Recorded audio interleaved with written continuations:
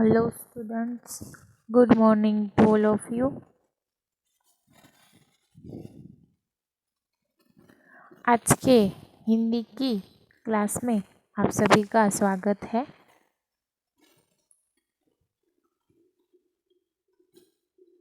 I hope आप सब लोग जो ऑनलाइन एग्ज़ाम चालू है वह रोज़ाना दे रहे होंगे।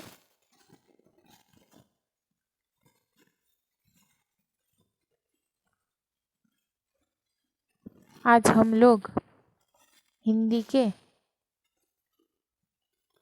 पाठ्य पुस्तक में से पाठ 8 गुलमर्ग की खिड़की से एक रात, इस पाठ की पढ़ाई करेंगे। इससे पहले मैं आप सभी को बता दूं कि हमने हिंदी में कई सारे पाठ और काव्य की चर्चा कर ली है।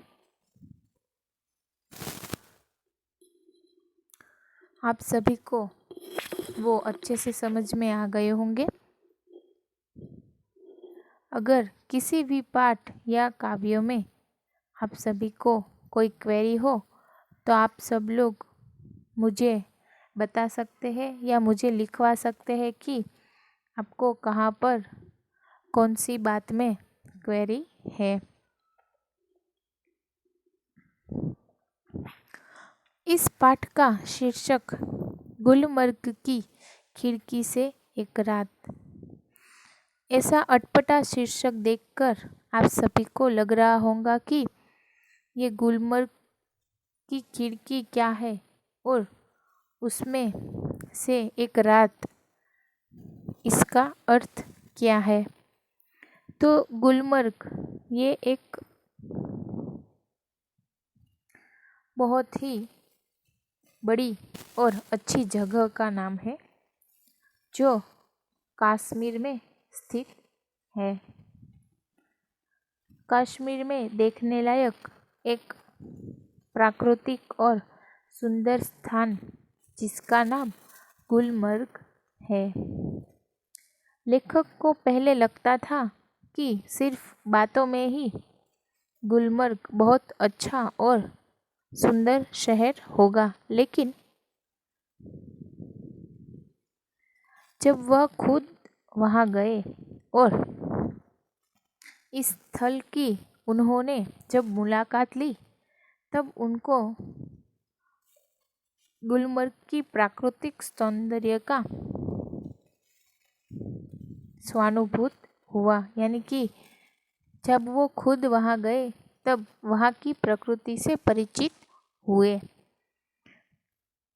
और उसमें ऐसे खो गए कि उन्होंने इस स्थल के बारे में चर्चा अपने एक पुस्तक परिवेश के एक अंश के रूप में इस बात की चर्चा की है कि गुलमर्ग की खिड़की से एक रात, वो स्थल उनको इतना अच्छा लगा कि उन्होंने अपनी एक किताब में उसके बारे में लिख लिया। तो पाठ की शुरुआत करते हैं। पाठ के लेखक का नाम है मोहन राकेश।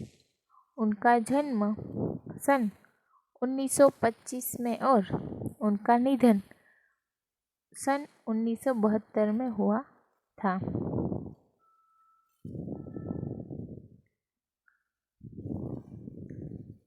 मोहन राकेश का जन्म जालंधर पंजाब में हुआ था। उनके पिता व्यवसाय से वकील थे, परंतु उनकी साहित्य में बहुत रुचि थी। अंततः राकेश को बचपन से ही घर में पर्याप्त साहित्यिक वातावरण प्राप्त हुआ। उन्होंने हिंदी तथा संस्कृत में एमए तक शिक्षा प्राप्त की।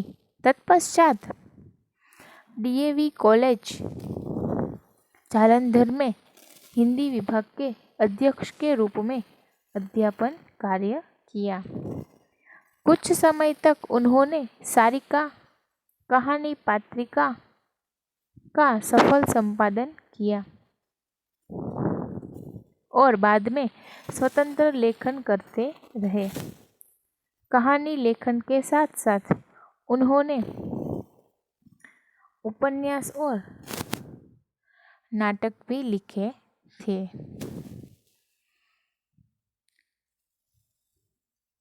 इनकी प्रमुख रचनाओं में इंसान के खंडर, नए बादल, एक और आदमी आदि कहानी संग्रह तथा अंधेरे बंद कमरे, न आने वाला कल प्रसिद्ध उपन्यास है। आषाढ़ का एक दिन, आधे अधूरे तथा लहरों के राजहंस इनके प्रसिद्ध नाटक है। मोहन राकेश मूलतः एक सफल कहानीकार तथा नाटककार है।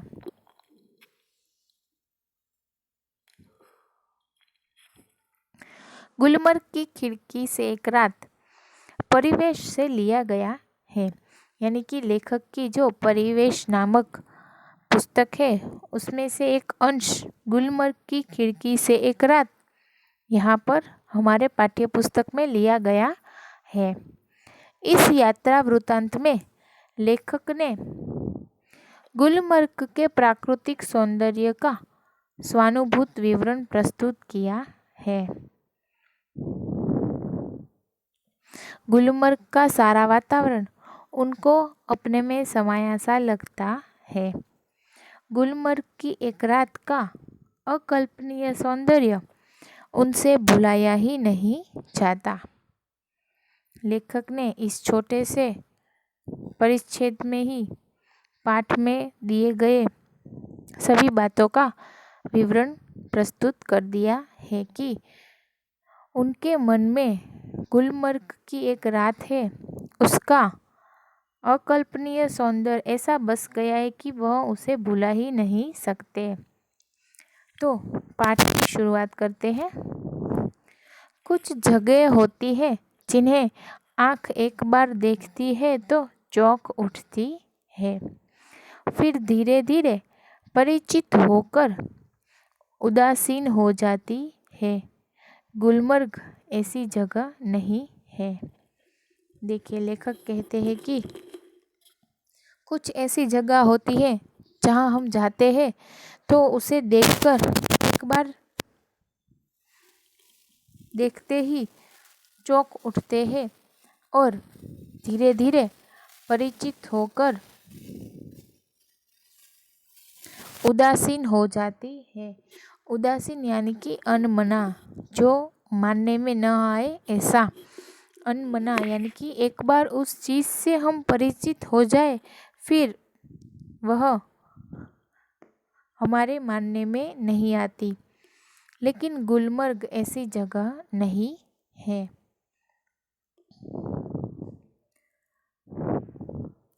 मैं जब पहली बार गुलमर्ग गया तो मुझे वहाँ कुछ भी असाधारण नहीं लगा। एक खुला सपाट मैदान, देवदारों के घने झुरमुट और बस तब मैं घंटे भर में सारा गुलमर्ग देख आया था। देखिए, लेखक कहते हैं कि वह पहली बार जब गुलमर्ग गए तो उन्हें वहाँ पर कोई असाधारण चीज़ नहीं लगी, यानी कि सब कुछ साधारण और सामान्य सा लगा था कि एक खुला सा मैदान और उसमें कई झुरमुट यानी कि जो पेड़ पौधे होते हैं उनका समूह। देखिए, ये आपको शब्द समूह में उपयोगी हो सकता है। झुरमुट यानी कि जो पेड़ पौधे होते हैं उनका जो समूह होता है उसे झुरमुट कहते हैं। तो लेखक को पहली बार गुलमर्ग जाने पर ऐसा लगा कि वहाँ पर तो सिर्फ खुला मैदान और घने वृक्ष से भरा एक मैदान था। तब वह घंटे भर में सारा गुलमर्ग देखकर आ चुके थे, मगर बाद में महीनों वहाँ रहने पर एहसास हुआ कि पहली बार तो क्या, बाद में भी कभी उस स्थान को पूरा नहीं देख पाया। उसे पूरा कभी देखा ही नहीं जा सकता। शायद यही कारण है कि गुलमर्ग में रहकर वहाँ के साथ व्यक्ति की आत्मीयता धीरे धीरे इतनी गहरी हो जाती है कि वह अपने को भी उस सपाट मैदान के एक हिस्से के रूप में ही देखने लगता है। देखिए, लेखक ने जब पहली बार गुलमर्ग नामक जो स्थल है उसे देखा तो लेखक को लगता है कि वहाँ पर कुछ असाधारण चीज़ हो ऐसा नहीं है। वहाँ तो सिर्फ एक खुला मैदान, घने वृक्ष और घंटे भर में उस जगह को देखकर वो वापस आ चुके थे। लेकिन बाद में कई महीने वहाँ पर उन्होंने गुजारे। वो कई महीनों से वहाँ पर रहने लगे। तब उन्हें एहसास हुआ कि वह स्थान तो उन्होंने पूरा देखा ही नहीं था। यानी कि यूँ कहिए कि वह स्थान तो कितने महीनों रहने के बाद भी उन्होंने पूरा देखा ही नहीं। धीरे धीरे गुलमर्ग में रहने के बाद उनको जो वहाँ के प्राकृतिक दृश्य थे वो उन्हें अपने से लगने लगे। उनको ऐसा लगने लगा कि वह भी इस सपाट मैदान के एक हिस्सा है जो अंदर से कहीं ना कहीं जुड़ चुका है। लेखक कहते हैं कि उनको इतना एहसास हो गया कि जो गुलमर्ग का सपाट मैदान था वह भी उन्हें अपना सा लगने लगा था। वह अपने आप को इस सपाट मैदान का एक हिस्सा मानने लगे थे। वहाँ के प्राकृतिक दृश्य उसे अपने में समाये हुए लगने लगे थे।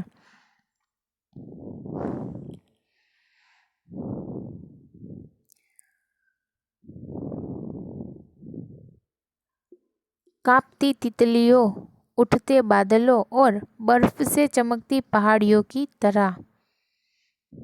देखिए, लेखक को लगता है कि वहाँ जो तितलियाँ हैं और जो उठते बादल है उनकी तरह ही वह अपने आप को गुलमर्ग का एक हिस्सा समझने लगे थे। दूसरी ओर वह पूरा विस्तार जिसमें वह स्वयं भी रहता है उसे अपने में समाया सा लगता है। सूर्योदय और सूर्यास्त दोनों संध्याएं, घना कोहरा, पीली धूल और सब कुछ। इसीलिए जब व्यक्ति गुलमर्ग से चलता है तो एहसास होता है अपने से ही बिछड़ने का, अपने उस रूप से जो कि इतना परिचित होते हुए भी सदा अपरिचित बना रहता है। देखिए, लेखक ने यहाँ पर गुलमर्ग का वर्णन कैसे किया है कि वहाँ पर कांपती हुई तितलियाँ, उठते हुए बादल और बर्फ से चमकती रहती पहाड़ियों की तरह ही लेखक भी अपने आप को वहाँ का मानने लगे थे जिसमें वह स्वयं भी रहते थे। वह सब उन्हें अपना सा लगने लगा था, जैसे कि लेखक उनमें समा गए थे। आगे लेखक कहते हैं कि इन सौंदर्य रूपी वातावरण को छोड़कर वहाँ से जाना किसी के लिए भी कोई मामूली बात नहीं होगी, कि वहाँ के सूर्योदय, सूर्यास्त, दोनों संध्याएं और घना कोहरा और पीली धूप, सब कुछ छोड़कर जाना कोई आसान बात नहीं है। इसीलिए जब कोई व्यक्ति गुलमर्ग में रहने के बाद वहाँ से विदाई लेता है तो ऐसा लगता है कि वह अपने आप से बिछड़ रहा है। व्यक्ति को ऐसा अनुभव होता है कि वह अपने आप से ही बिछड़ रहा है और वहाँ रहने पर व्यक्ति को अपने आप से इतना परिचित करा देता है कि इससे पहले वह अपने आप को पहचान ही नहीं पा रहा है। लेखक कहना चाहते हैं कि जब कोई व्यक्ति अपने आप को इतना परिचित करवा देता है कि ऐसा लगे कि वह अपने आप से सदियों से अपरिचित था। वहाँ का वातावरण ही ऐसा है कि लोगों को भा जाता है और वह अपने आप से परिचित हो जाते हैं। गुलमर्ग में सपने फूल बनकर उगते हैं। हरियाली के आर पार, लाल लाल छतों के ऊपर, आकाश में आंखें मुग्ध होकर देखती रहती है और फूलों में नए नए रंग भर जाते हैं। देखिए, लेखक कहते हैं कि गुलमर्ग में सपने फूल बनकर उगते हैं। वहाँ की हरियाली ही ऐसी होती है कि वहाँ पर आर पार हरियाली, यानी कि सभी जगह पर आप देखें तो वहाँ पर हरियाली ही छाई हुई होती है। लाल लाल छतों के ऊपर भी हरियाली होती है, यानी कि वहाँ के मकानों पर जो लाल छतें होती है उसके ऊपर भी हरियाली छाई हुई होती है। आकाश में, यानी कि ऊंची नज़र डालने पर जहाँ वृक्ष होते हैं उस वृक्ष पर भी हरियाली ही नज़र आती है। आंखें मुग्ध होकर देखती रहती है और फूलों में नए नए रंग भर जाते हैं, यानी कि हर जगह पर देखने पर आंखें मुग्ध हो जाती है और सभी जगह पर फूलों में नए नए रंग ही दिखाई देते हैं। फिर से लेखक ने गुलमर्ग का अलग से वर्णन करते हुए कहा है कि गुलमर्ग एक सपने जैसा लगता है जो फूल बनकर उगता है।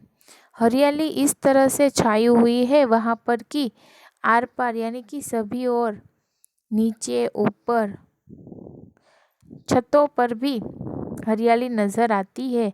आकाश में, यानी कि ऊंचे ऊंचे वृक्षों के कारण आकाश भी हरा भरा लगता है और आंखें जिस ओर मुग्ध होकर देखती है वहाँ पर भी फूलों में नए नए रंग नज़र आते हैं। वातावरण में नई नई कोपलें फूट आती है। कोपल, यानी कि नई पत्तियाँ, जो वृक्ष होते हैं उसमें नई पत्तियों का आना, इसे कोपल कहते हैं। देखिए, कोपले यानी कि नई पत्ती आना।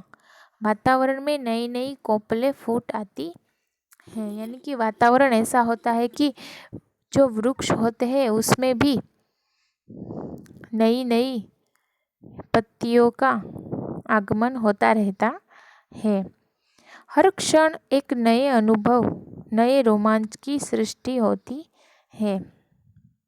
वहाँ पर रहने पर मालूम होता है कि हर एक क्षण में हमें नए नए रंग और नए नए अनुभव मिलते रहते हैं।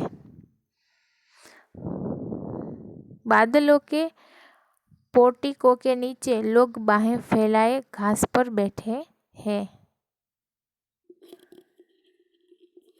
बादलों के पोर्टिको, पोर्टिको यानी कि बरामदा, जो बरामदा होता है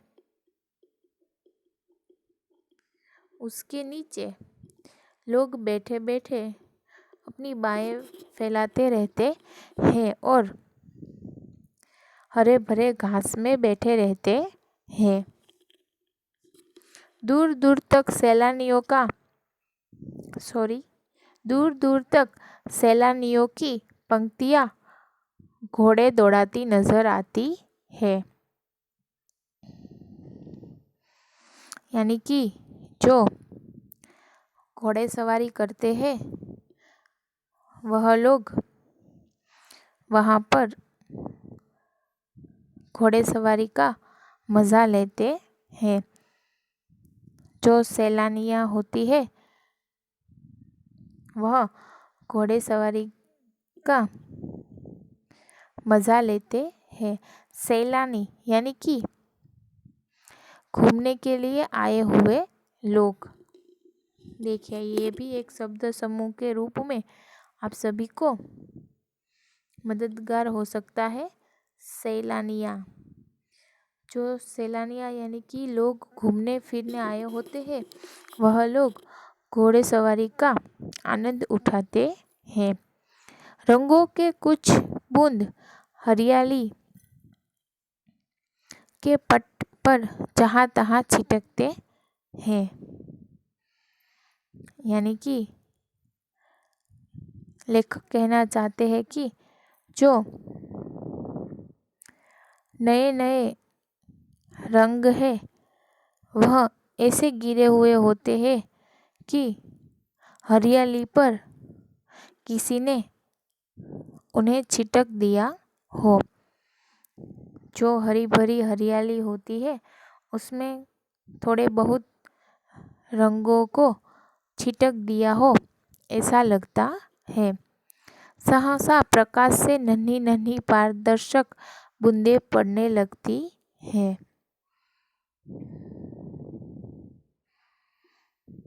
यानी कि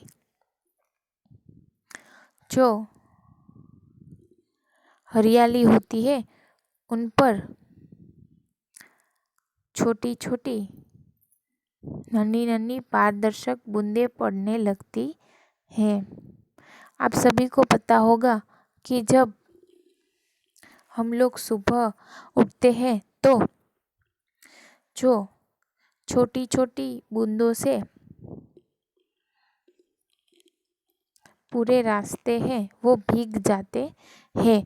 उसे बारिश नहीं कह सकते, लेकिन वो ऐसी पारदर्शक बूंदें होती है जिसको धुम्मस कहते हैं। वो ऐसे गिरती है जैसे हरियाली पर गिरने पर वह नन्ही नन्ही पारदर्शक बूंदें पड़ने लगती हैं। रंगीन बिंदुओं का पूरा विस्तार एक बार सिहर जाता है और अपने को समेटने लगता है।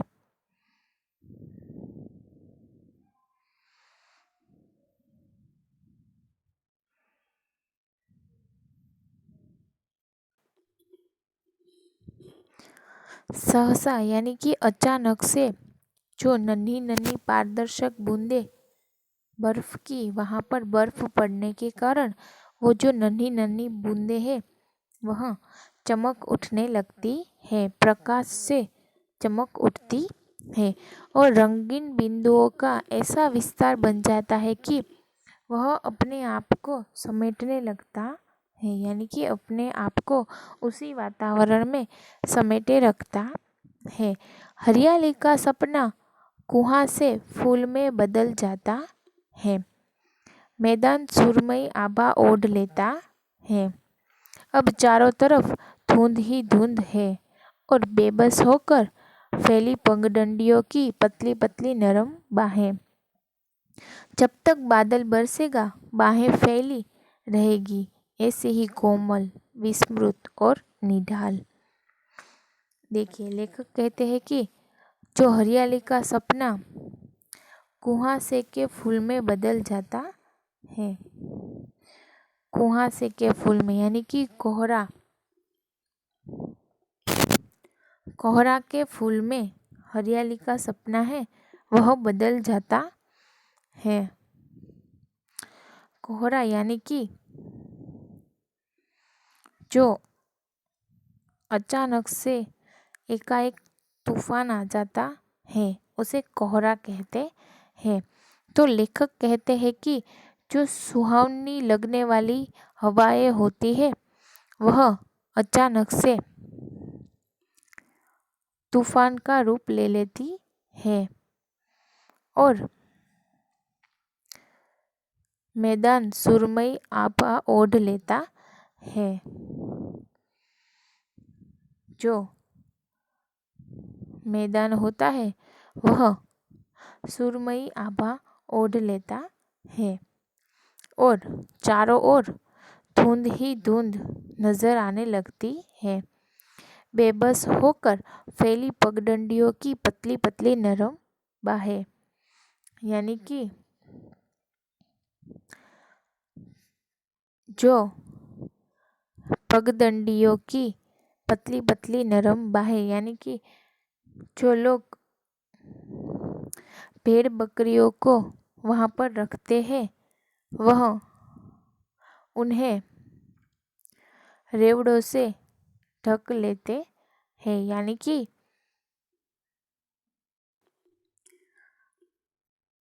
पगडंडियाँ, यानी कि वहाँ पर जो लगातार चलने के लिए छोटे छोटे रास्ते बनाए जाते हैं वहाँ पर जो भेड़ बकरियाँ आ जाती है उनके कारण वह भेड़ बकरियों से पगडंडियाँ ढक जाती है। पगडंडियाँ यानी कि वहाँ पर लगातार बर्फ गिरने के कारण लोग अपने आप से थोड़ा थोड़ा रास्ता बना लेते हैं चलने के लिए। जो छोटी सी गली बना लेते हैं उसे पगडंडियाँ कहते हैं। जब तक बादल बरसेगा बाहें फैली रहेगी, ऐसे ही कोमल, विस्मृत और निढाल। यानी कि लेखक कहते हैं कि जो ऐसे वातावरण जब तक बना रहेगा और जब तक बादल बरसेगा तब तक ऐसे ही बाहें फैली रहेगी,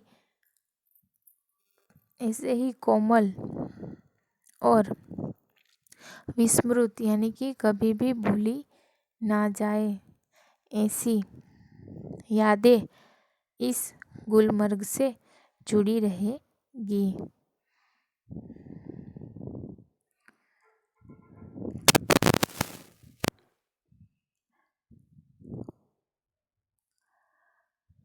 ये जो लेखक ने वर्णन किया है वह गुलमर्ग की सुबह का और दिन का वर्णन है।